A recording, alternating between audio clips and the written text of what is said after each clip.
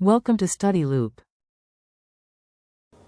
This example is walking us through externalities for two neighbors who like different music. We have neighbor A who likes rock and roll and neighbor B who likes opera, and they hate the other person's preference for music.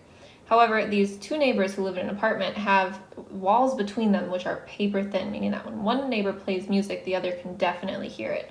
So we want to know here is what externality is present. What we're seeing is a very negative externality of music disturbance. Right? One neighbor plays their music, say rock and roll music, really loud, while the other neighbor is forced to listen to it and they don't like it. They're going to consider that some sort of disturbance, which is a negative externality. Part B here, we want to describe a sort of command and control policy that their landlord could implement in order to try to reach some sort of an agreement. So suppose the landlord specifies some maximum volume that these two neighbors can play their music at. Right, we're going to be avoiding that negative externality in this case because the other neighbor probably wouldn't be able to hear the music then at that point.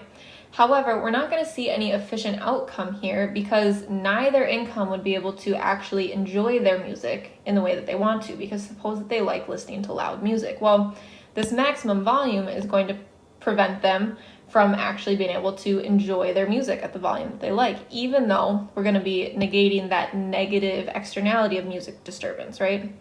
Part C here now is alluding to this Coase theorem of efficient outcomes. And what we know of the Coase theorem is that if there are two parties and they can each bargain some way to reach an efficient outcome that they're both happy with, then we'll be able to actually reach that efficient outcome.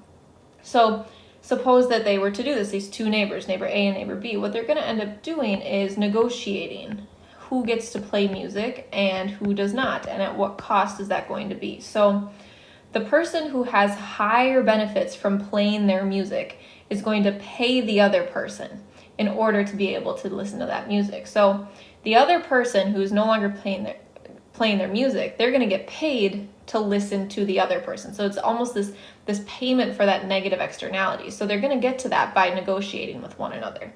However, if there is for some reason a bargain that is not possible between them, then we're not going to see the Coase theorem apply because there would be no efficient outcome possible. So suppose that they are unwilling to pay one another for the other's music, in which case we're going to see a failure to reach this efficient outcome. However, according to the Coase theorem, hopefully these two neighbors, neighbor A and neighbor B, are able to decide amongst themselves who has the greater benefit of listening to their music than the other, and they can compensate the other neighbor for that.